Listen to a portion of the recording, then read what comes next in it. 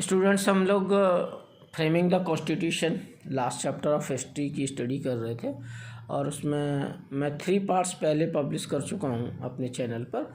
मैं 4th part पर पहुँचा हूँ। 4th पार्ट में हमारा जो टॉपिक है वो है the power of the state. Power of the states को डिवाइड करने के लिए कॉन्स्टिट्यूएंट असेंबली ने जो कॉन्स्टिट्यूशन में प्रावधान किया था उसमें सबसे पहला जो वो था कि 3 लिस्ट बनाई गई। 3 लिस्ट कौन कौन सी थी? यूनियन लिस्ट, स्टेट लिस्ट और कॉन्करेंट लिस्ट। हिंदी में जिनको संघीय सूची, राज्य सूची और समवर्ती सूची कहा जाता है, इसके हिसाब से पावर दिए गए। यूनियन लिस्ट में स्टेट पूरा कानून बनाएगा। यूनियन लिस्ट में जितने भी मामले हैं उसमें मोस्टली जो मामले हैं वो इंटरनेशनल इम्पोर्टेंस, नेशनल इम्पोर्टेंस के मैटर्स हैं, जिसमें फॉरेन अफेयर्स आता है, जिसमें डिफेंस आता है, जिसमें करेंसी आता है, जिसमें बैंकिंग आता है, जिसमें पोस्टल सिस्टम आता है। इन सबको कौन देखेगा? इन सबको सेंट्रल गवर्नमेंट देखेगी। इसके बाद स्टेट्स को मैटर्स दिए गए, जिसमें जो राज्य से संबंधित मामले हैं उनको स्टेट लिस्ट में रखा गया और कंकरेंट लिस्ट में उन मैटर्स को रखा गया जिनमें राज्य और केंद्र दोनों ही कानून बना सकते हैं, जो दोनों के इम्पोर्टेंस के मामले हैं। अगर केंद्र के द्वारा बनाया हुआ कोई कानून नहीं है तो राज्य उस पर कानून बना सकता है। यूनियन, ये देखिए, यूनियन, स्टेट एंड कंकरेंट, ये 3 लिस्ट्स हैं। और सब्जेक्ट फर्स्ट लिस्ट में जो है वो सेंट्रल इम्पोर्टेंस के सेंट्रल गवर्नमेंट में जिसमें कानून बनाएगी। दूसरे में, जिसमें स्टेट लिस्ट में स्टेट गवर्नमेंट कानून बनाएगी। थर्ड जो लिस्ट है हमारी, उसमें क्या है कि कंकरेंट लिस्ट, जिसमें रिस्पॉन्सिबिलिटी जो है दोनों को दी गई है, सेंटर को भी और स्टेट को भी। इस हिसाब से पावर को डिवाइड किया गया। और इसके अलावा टैक्सेशन का मामला भी इसमें आता है। कॉन्स्टिट्यूएंट असेंबली ने ये तय किया कि आखिर पैसा कहाँ से आएगा, है ना। तो इसमें इन्होंने किया है कि फिजिकल फेडरलिज्म इन्होंने इसमें दिया है, जैसे कि कस्टम ड्यूटीज़ या कंपनी टैक्सेस ये सेंटर के पास रहेंगे। और अदर केसेस में जैसे इनकम टैक्स, एक्साइज ड्यूटीज़, ये जो पैसा आएगा ये स्टेट के साथ सेंटर शेयर करेगा। और कंप्लीटली स्टेट जिन टैक्सेस की वसूली करेगा उसमें जो है हाउस टैक्स होगा, है ना, जिसमें लैंड या प्रॉपर्टी टैक्स होगा, सेल टैक्स होगा, ये जो है स्टेट के हिस्से में रखेंगे। बॉटल लिक्विड, सबसे ज़्यादा स्टेट को अगर किसी चीज़ से टैक्स मिलता है तो वो शराब है, बॉटल लिक्विड उससे मिलता है, तो ये भी राज्य का मामला है। इसके बाद अब 4.1 जो है, the centre is likely to break, ये बात कही थी के संतानम ने। के संतानम कौन थे? के संतानम मद्रास से आते थे, कॉन्स्टिट्यूएंट असेंबली के मेंबर थे और उन्होंने कुछ खास बातें कही थी। उन्होंने ये कहा था कि we should give more powers to state to make centre strong. उन्होंने कहा कि we should give more power to state to make centre strong. Centre को स्ट्रॉन्ग बनाने के लिए स्टेट को ज़्यादा पावर देने की ज़रूरत है। वैसे होता ये है कि जिसके पास ज़्यादा पावर होंगे वो ज़्यादा मजबूत होगा, लेकिन उनका कहना ये था कि अगर आप सेंटर को ज़्यादा पावर देंगे तो स्टेट कमज़ोर हो जाएंगे और उससे फिर सेंटर भी कमज़ोर होगा, क्योंकि सेंटर जो है स्टेट का साथ नहीं पा पाएगा, मतलब स्टेट सेंटर को सपोर्ट नहीं करेंगे। इसलिए उन्होंने कहा था कि ज़्यादा पावर सेंटर को ना दे करके सेंटर को कमज़ोर किया। अगर ज़्यादा पावर देंगे तो सेंटर कमज़ोर हो जाएगा, इसलिए स्टेट को ज़्यादा पावर देनी चाहिए। दूसरी बात उन्होंने जो कही थी कि more power to centre cripple the state, ज़्यादा पावर सेंटर को मिलेगा तो स्टेट कमज़ोर हो जाएंगे। तीसरी बात उन्होंने जो कही कि centre will become overburden, will not function properly, centre overburden हो जाएगा और प्रॉपर फंक्शन नहीं करेगा, इसलिए सेंटर का पावर स्टेट को ट्रांसफ़र कर दिया जाना चाहिए। फिर उन्होंने कहा कि we transfer some power to state, centre should become stronger. अगर कुछ पावर हम जो है स्टेट को दे देंगे तो सेंटर स्ट्रॉन्गर हो जाएगा। इससे होगा क्या कि जो ओवरबर्डन है सेंटर, ज़्यादा काम का बोझ है, वो राज्यों को बढ़ जाएगा और उसकी वजह से सेंटर ज़्यादा अच्छे से अपने फंक्शंस कर पाएगा। और के संतानम ने ये भी कहा था कि अगर प्रपोज जो एलोकेशन ऑफ पावर है, यानी कि जो दिया गया है सेंटर को क्या पावर है, स्टेट को क्या पावर है ना, तो ये एम्पावरिश करेगा प्रोविंसेस को, है ना। ज़्यादातर टैक्सेस जो हैं, रेवेन्यू वगैरह, ये सब सेंटर ले जाएगा, तो स्टेट के पास फंड कहाँ से आएगा, बिना फाइनेंस के स्टेट काम कैसे करेगा, है ना। इसलिए ज़रूरी है कि उसको ज़्यादा पावर दिए जाए कॉन्स्टिट्यूशन में, जिससे, और सेंटर जो है ना कहता है कि I can not educate my people, I can not give a sanitation, give me a dole for the improvement of the roads of industries. मतलब बार बार राज्य मांग करेंगे कि हम एजुकेशन नहीं दे सकते, हम हेल्थ केयर नहीं दे सकते, हम रोड्स नहीं बना सकते, इसके लिए हमें पैसा चाहिए। तो रोज़ रोज़ सेंटर से मांगेंगे पैसा और ठीक से काम नहीं कर पाएंगे। इसलिए करना क्या चाहिए, फेडरल सिस्टम में जो है होना चाहिए, ना कि यूनिटी सिस्टम होना चाहिए। सेंटर को बहुत ज़्यादा पावर दे देंगे तो वो फेडरल सिस्टम नहीं रहेगा, वो यूनिटी सिस्टम हो जाएगा। तो संतानम ने कहा था कि अगर ऐसा हुआ तो फ्यूचर डार्क हो जाएगा देश का, इसलिए और स्टेट जो है सेंटर के खिलाफ रिवोल्ट कर देंगे, रिवोल्ट अगेंस्ट द सेंटर, विरोध कर देंगे केंद्र के खिलाफ। इसलिए भविष्य में कुछ देश टूटे या विरोध आए, उससे अच्छा है कि अभी स्टेट्स को पावर एलोकेट कर दी जाए। Many others from the province equals the same fears, बहुत सारे और भी कॉन्स्टिट्यूएंट असेंबली के मेंबर्स ने इसी तरीके के फियर्स की बात की। कंकरेंट और यूनियन लिस्ट में ज़्यादा पावर होने की वजह से स्टेट को कमज़ोर करने की बात की उन्होंने। और ऐसे ही एक मेंबर उड़ीसा से आते थे, उन्होंने कहा कि अगर एक्सेसिव पावर दे देंगे तो ये सेंट्रलाइजेशन ऑफ कॉन्स्टिट्यूशन हो जाएगा, यानी कि पूरा कॉन्स्टिट्यूशन जो है सेंटर के हिस्से चला जाएगा और जिससे स्टेट को बहुत लॉस होगा। तो what we want today is strong government. अब कुछ लोगों ने क्या कहा कि हमें आज की जो नीड है उसके हिसाब से हमारी सरकार जो है वो स्ट्रॉन्ग होनी चाहिए। और ये कॉन्स्टिट्यूएंट असेंबली में अंबेडकर ने भी कहा था, उसके सेशन में उन्होंने कहा था कि अगर स्ट्रॉन्ग और यूनाइटेड सेंटर होगा तो stronger than the centre we had created under the government of India act of 1935।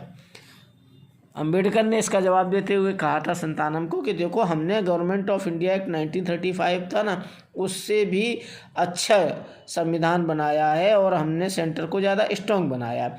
इसके पीछे का कारण क्या है, reminding the members of the riots and violence that was ripping the nation apart. Many members that repeatedly stated that the power of the center had to be greatly strengthened to enable to stop the communal frenzy। मतलब अंबेडकर ने भी कहा और अन्य लोगों ने भी कहा कि अगर आपको ये कम्युनल दंगे वगैरह रोकने हैं, इन सबको कंट्रोल करना है, तो सेंटर को ज़्यादा पावर देना चाहिए, है ना। अगर स्टेट्स को ज़्यादा पावर देंगे, गोपाल स्वामी अयंगर कहते हैं कि अगर स्टेट्स को ज़्यादा पावर देंगे तो सेंटर शुड मेन स्ट्रॉन्ग नहीं होगा, सेंटर को ज़्यादा स्ट्रॉन्ग बनाने की ज़रूरत है।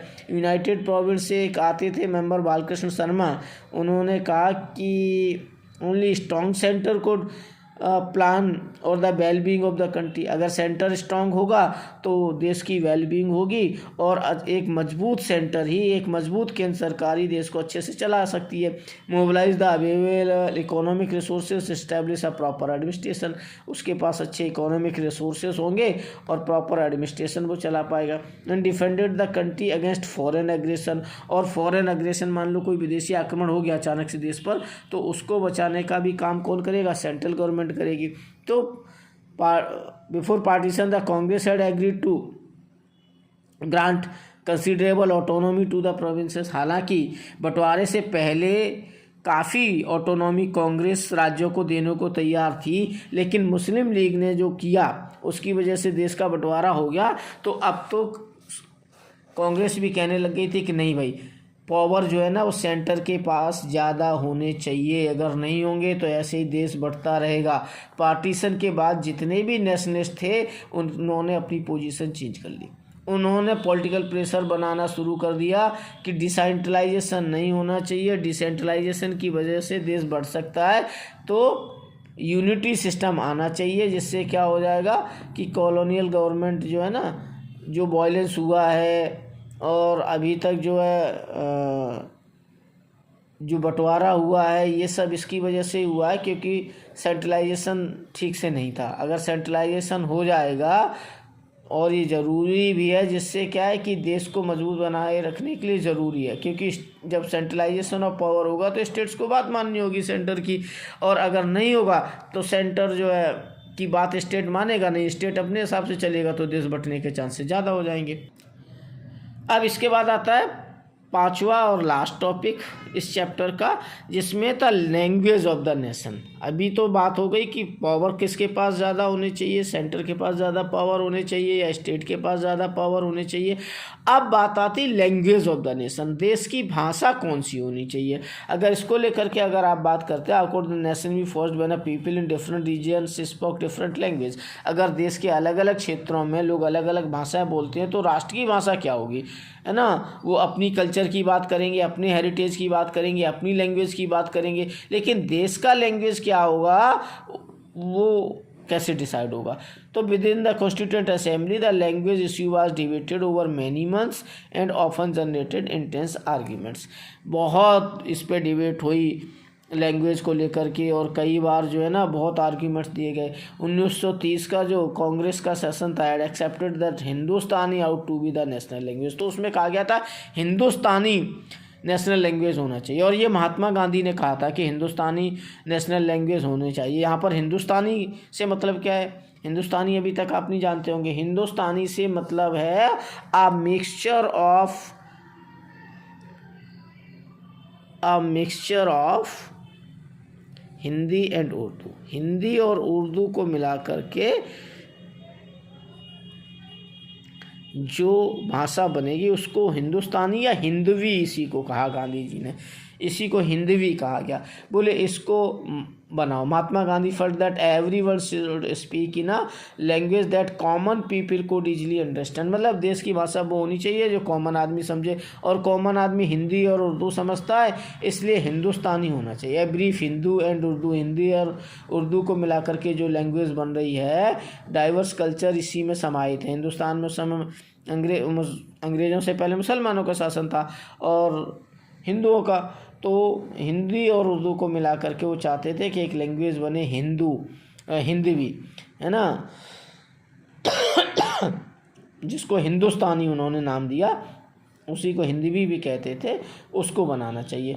इससे क्या होगा, ये मल्टी कल्चरल लैंग्वेज है। इसको नॉर्थ वाले भी बोलते हैं, इसको साउथ वाले भी बोलते हैं, इसको ईस्ट वाले भी बोलते हैं, वेस्ट वाले भी बोलते हैं। तो लैंग्वेज ऑफ कम्युनिकेशन है ये डाइवर्स कम्युनिटीज़ की। देश भर में हिंदी और उर्दू से निकली हुई भाषाएं लोग बोलते हैं या हिंदी और उर्दू ही बोलते हैं। तो 19th सेंचुरी में Hindustani as a language had been gradually changing. Hindustani एक लैंग्वेज के रूप में जो है डेवलप हो रही थी और इसी की मांग चल रहे थे।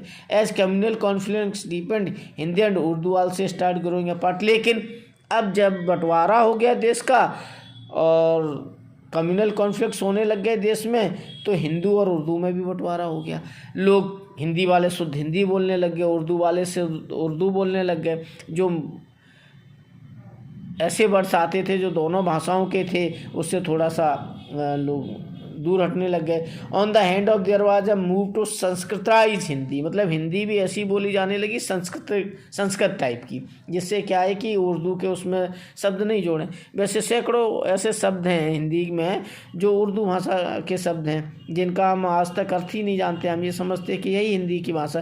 तो लेकिन बंटवारे के बाद इसमें बहुत आया, जिसमें उर्दू, पर्शियन, अरेबिक लैंग्वेज के वर्ड्स को हटा दिया लोगों ने और शुद्ध हिंदी बोलने लग गए। उर्दू वाज बीइंग इंक्रीजली पर्शियनाइज्ड, और उर्दू का पर्सनाइजेशन हो गया, यानी कि पर्शियन ज़्यादा बोलने लग गए उर्दू बोलने वाले। हिंदी के शब्द उन्होंने हटा दिए और हमने अपनी हिंदी में से उर्दू के शब्द हटा दिए। तो इस तरीके से ये विरोध आया, है ना। रिलीजियस आइडेंटिटीज़ को बचाने के लिए हम लोगों ने ये किया।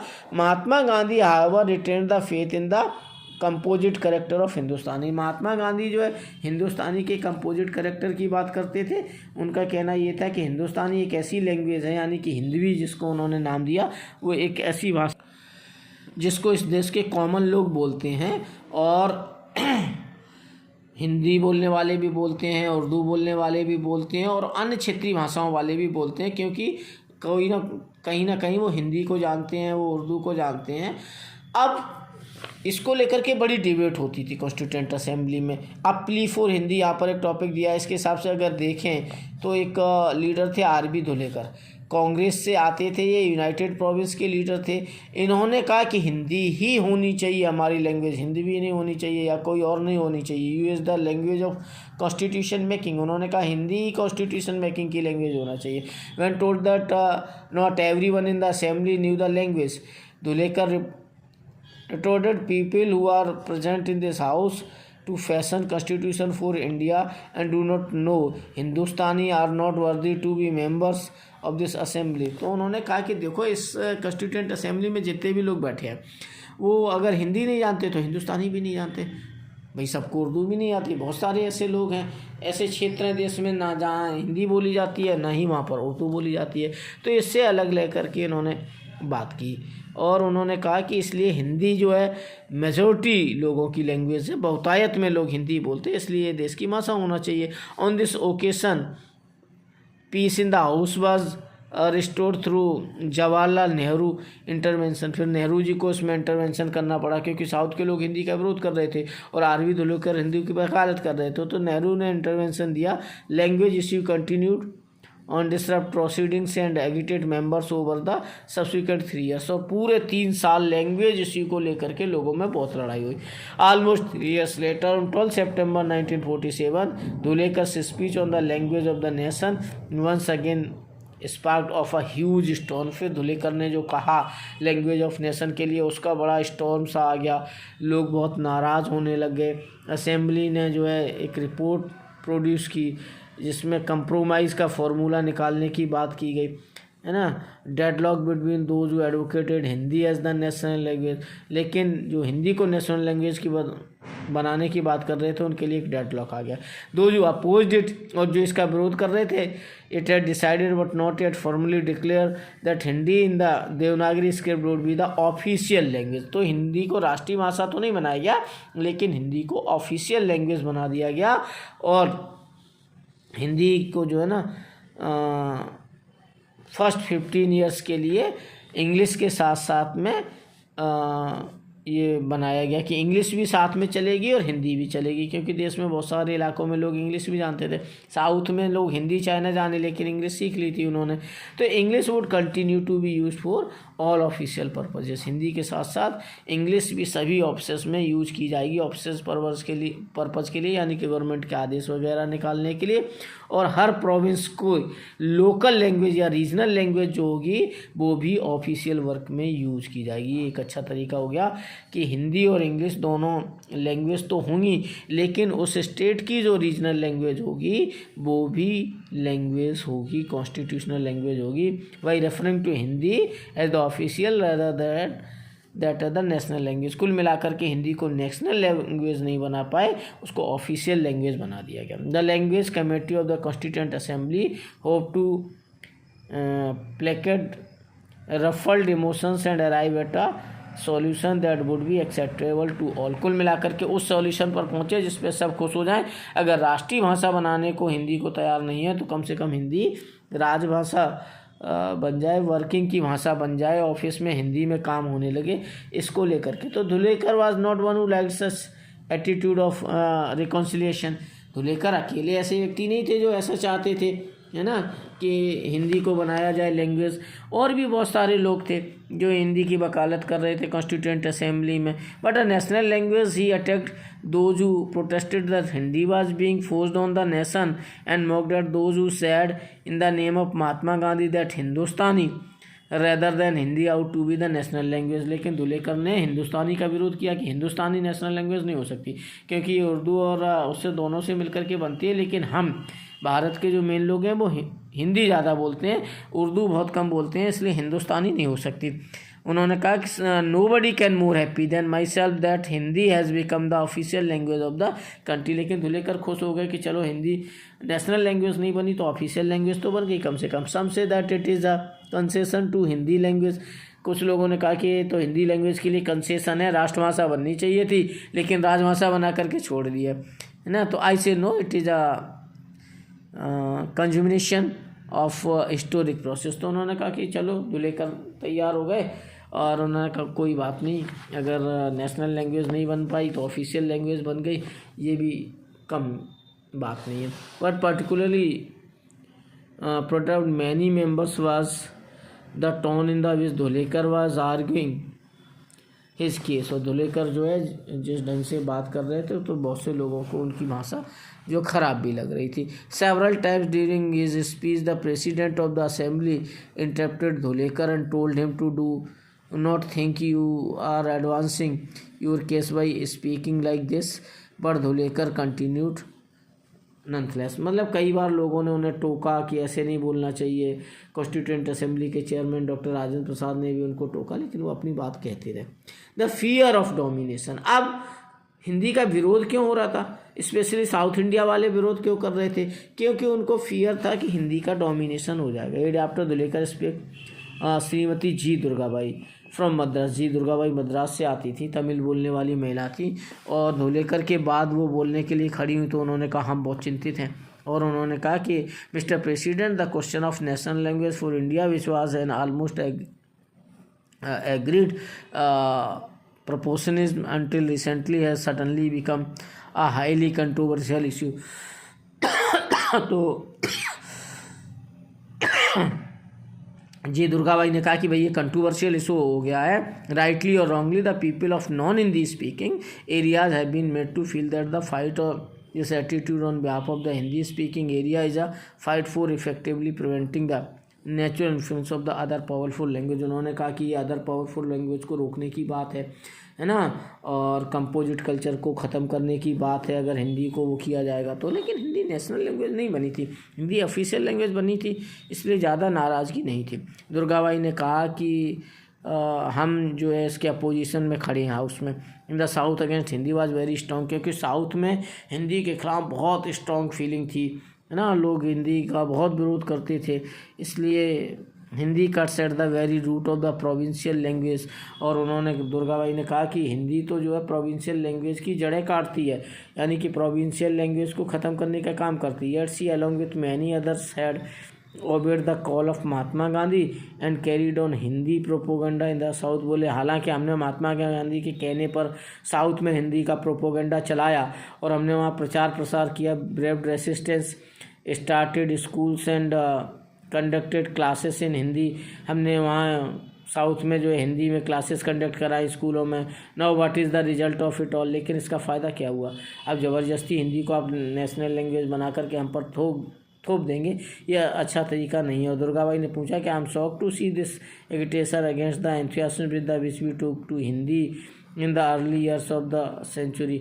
और पहले कभी नहीं हुआ, आज जो हो रहा है अर्ली ईयर्स ऑफ सेंचुरी में ऐसा नहीं हुआ हिंदी को बनाने के लिए। She had accepted Hindustani as the language of the people. उन्होंने भी कहा कि हिंदुस्तानी लैंग्वेज ऑफ पीपल है, मतलब हिंदू उर्दू का मिक्सचर है, उसको लोग ज़्यादा बोलते हैं, उसकी वकालत की जानी चाहिए। But now that language was being changed, words from Urdu and other regional language were being taken out. बोले लेकिन अब क्या हो रहा है कि मुसलमानों से नाराज़गी दिखाने के लिए, उर्दू से नाराज़गी दिखाने के लिए लोग उसमें से अपने हिंदी शब्द निकाल लें। Any more that eroded the inclusion and composite character of the Hindustani C felt was bound to create anxieties and fears among the different language groups। अब दुर्गाबाई ने कहा कि भाई ये तो डर पैदा कर रहा है अलग अलग लैंग्वेज ग्रुप के लोगों में, क्योंकि उनको लग रहा है कहीं ना कहीं उनकी लैंग्वेज जो है ना ख़त्म हो जाएगी। तो डिस्कशन जो है बहुत एक्रीमोनियस हो गया। Many members appeal for a spirit of accommodation। A member from Bombay, Sri Shankar Rao Deo, stated that as a congressman and a follower of Mahatma Gandhi, he had accepted Hindustani as a language of the nation। फिर महाराष्ट्र से जो है शंकर राव देव आते थे, उन्होंने कहा कि नहीं इसको ऑफिशियल लैंग्वेज बना दो, इसको नेशनल लैंग्वेज मत बनाओ हिंदी को। और he had accepted Hindustani as a language of the nation. उन्होंने कहा कि हिंदुस्तानी को लैंग्वेज ऑफ नेशन बना दिया जाए तो ज़्यादा अच्छा होगा। But the war if you want my whole hearted support from Hindi you must not do no anything which may raise my suspicion and which will strengthen my fear, मतलब कह रहा है कि मेरे फियर बढ़ते जा रहे हैं और मुझे लग रहा है कि हिंदी को थोपने की कोशिश हो रही है। T R. Ramalingam Chettiar from Madras emphasis that whatever was done had to be done with caution, बोले जो भी किया जाए कुछ सावधानी से किया जाए, फिर से दंगे नहीं भड़क जाए। The cause of Hindi would not be help if it was post too aggressively, अगर बाहर कर दिया जाए तो हिंदी से कोई नुकसान होने वाला नहीं है, ऐसा भी कहा क्रिश्चियन मिशनरी के लोगों ने। The fears of the people even if they were unjustified, मतलब उन्होंने कहा कि ये तो अनजस्टिफाइड है, जो हो रहा है वो इस तरीके से नहीं होना चाहिए था, और had to be allied or else there will be better feelings left behind when we want to live together and from a united nation, he said there should be mutual adjustment and no question of forcing things on people, मतलब ज़बरदस्ती लोगों पर things को force नहीं कर सकते language के नाम पर, इसलिए हिंदी को नेशनल लैंग्वेज नहीं बनाना चाहिए। तो द कॉन्स्टिट्यूशन ऑफ, अब हम कंक्लूजन पर पहुंच गए हैं लास्ट में आकर के। ये जो कॉन्स्टिट्यूशन ऑफ इंडिया है ये बहुत इंपॉर्टेंट डॉक्यूमेंट है। इंटेंस प्रोसेस के बाद, बहुत डिबेट के बाद, डिस्कशन के बाद, डेलिब्रेशन के बाद इसको बनाया गया है। Many of its provisions were arrived through a process of give and take by forging a middle ground between two opposed positions. अब जहाँ पर दो अपोज पोजीशन थी, मान लो दो कम्युनिटीज़, तो कास्ट एकदम खिलाफ है, तो वहाँ पर बीच का रास्ता किसी ढंग से निकाला गया।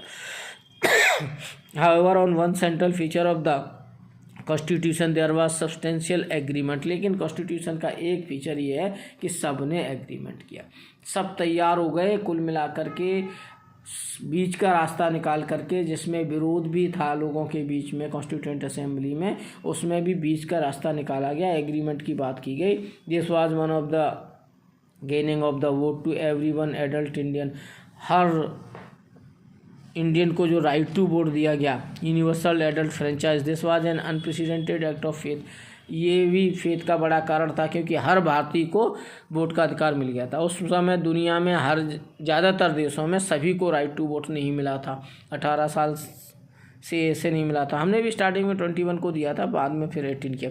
तो for in other democracies have the vote had been granted solely said in states in countries such as the United States and the United Kingdom. Only men of property were first granted the vote.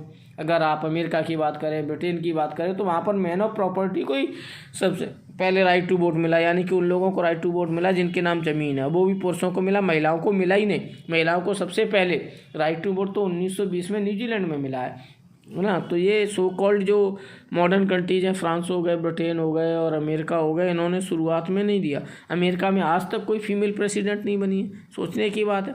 वहाँ पर struggles तो बहुत होते रहे हैं, लेकिन ऐसा नहीं हुआ।